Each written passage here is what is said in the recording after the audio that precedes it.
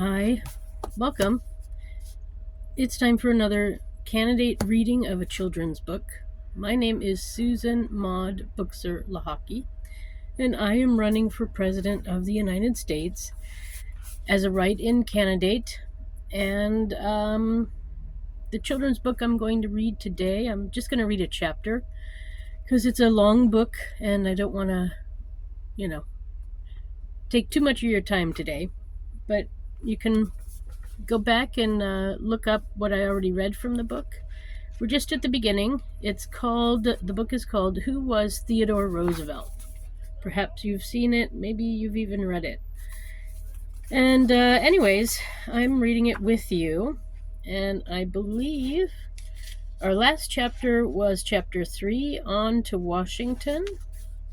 So now the next chapter is chapter 4, Warrior.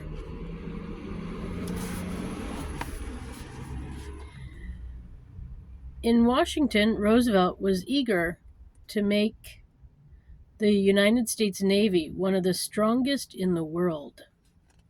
The country was increasingly exporting goods such as wheat, machinery, and oil to distant lands like Japan and China. Americans competed with Europeans to buy and sell some of the same items to foreign countries. The European nations owned colonies around the world, and Roosevelt thought the United States should own colonies too. But having overseas trade and colonies required a navy to defend American businesses. And if necessary, the country had to be ready to go to war. Roosevelt wanted to build a navy able to win battles anywhere in the world. So there he is.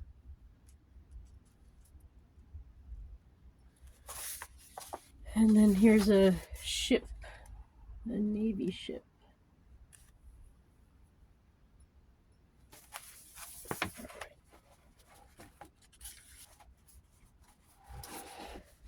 USA and Mexico. And Cuba is in a picture. We'll find out why. One place that concerned Roosevelt was Cuba.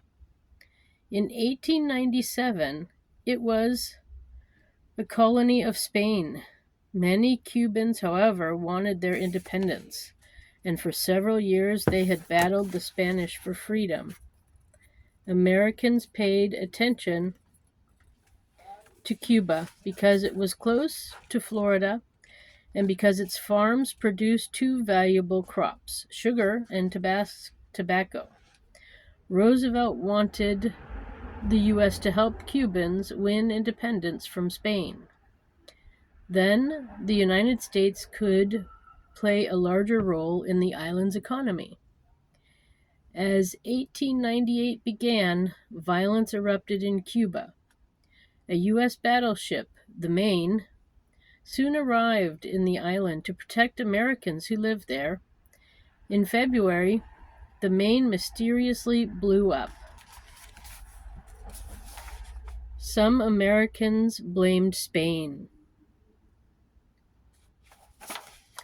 Historians now know the explosion was an accident. So, here we are. And there's Cuba. And then sugar and tobacco and the explosion. So they blamed Spain for the explosion. Historians now know the explosion was an accident. Roosevelt quickly joined the call for war against the Spanish. He also ordered U.S. naval ships to sail from China to the Philippines, another Spanish colony. In April, the United States officially declared war against Spain. Theodore Roosevelt wanted to be part of the action. He didn't want to spend the war in an office in Washington. He also knew that success in battle had boosted the political careers of many men before him. Even though he and Edith had just had their fifth and last child, Quinton, Roosevelt made a bold decision. A few months before his 40th birthday, he quit his job in the Navy Department and volunteered to fight. Thanks to his adventures in the Badlands, Roosevelt was an excellent shooter and rode a horse well.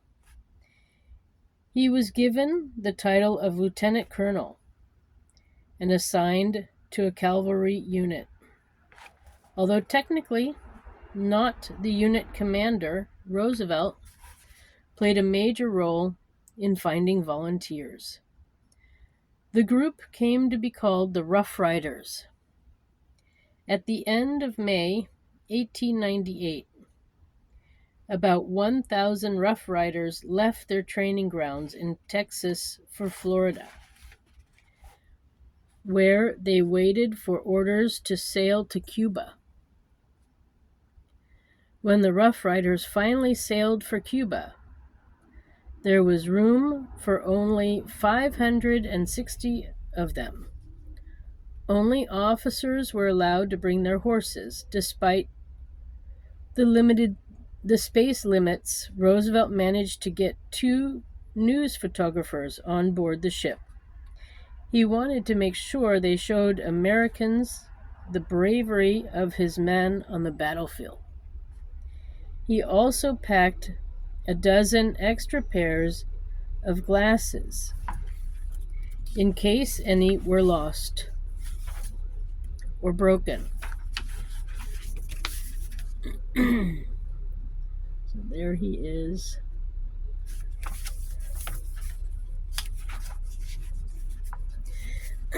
On June 22nd, the Rough Riders came ashore in Cuba.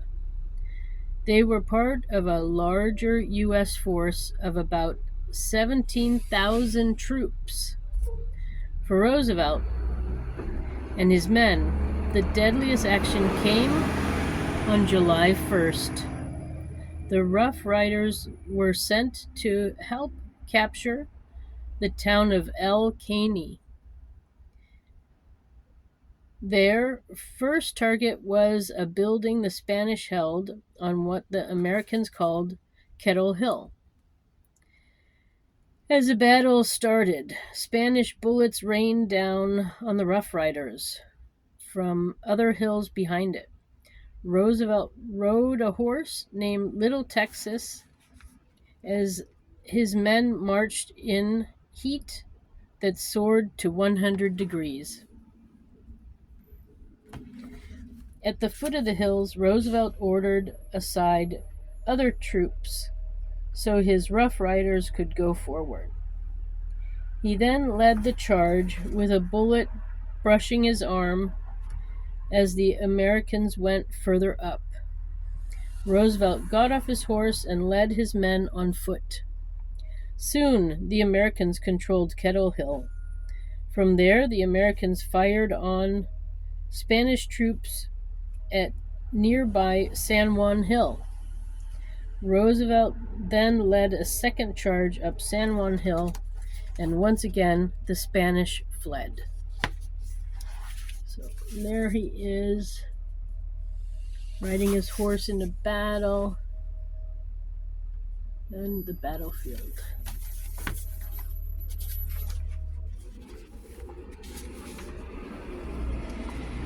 The war in Cuba lasted several more weeks before the Americans finally won and Cuba was free from Spanish rule. Roosevelt returned to New York in August and found himself a national hero for his bravery in Cuba. The following month, he became the Republican candidate for governor of New York.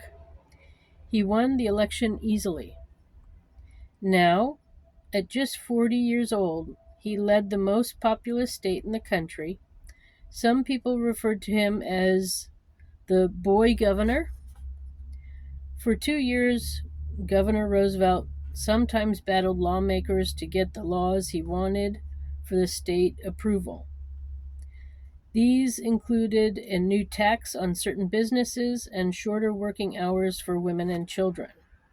Children often worked in coal mines and factories at this time. He became known for the phrase, "Speak softly and carry a big stick, and you will go far." Roosevelt meant that you have to back up words with actions. He felt that respect was earned only through hard work and determination, and Roosevelt was thinking about going far. He still hoped to one day be President of the United States. So, here's a picture of his ad for being governor. And there's him with a big stick. Then there's a little brief thing about the Rough Riders that I'll read to you. When word went out that Theodore Roosevelt was going to lead a cavalry unit, about 23,000 men from all over the country volunteered to join him. Some, like Roosevelt, came from wealthy families in the East and had gone to fine colleges. Others were cowboys from New Mexico, Texas, and other parts of the West. Some were Native Americans. A few of the men who didn't know Roosevelt were surprised to see he wore glasses, spectacles, as they were called, were not considered manly in the West. So, glasses were not considered manly in the West. To Roosevelt, the Rough Riders were as fine and natural fighting men as ever carried a rifle or rode a horse. So, here are the Rough Riders, some of them.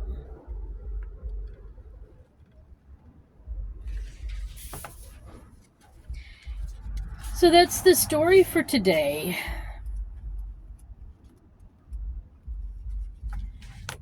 It's called Warrior. That's the chapter. So there you have it. What can I say? It's exciting to hear about how the countries evolved between the U.S., Mexico, and Cuba. That's the end of my story for this week. Come back next Saturday and I'll read the next chapter. Thanks for stopping by. My name is Susan Maud Buchser-Lochocki, and I am running for President of the United States as a write-in candidate. And that's all I can say for now. Have a good day, wherever you are.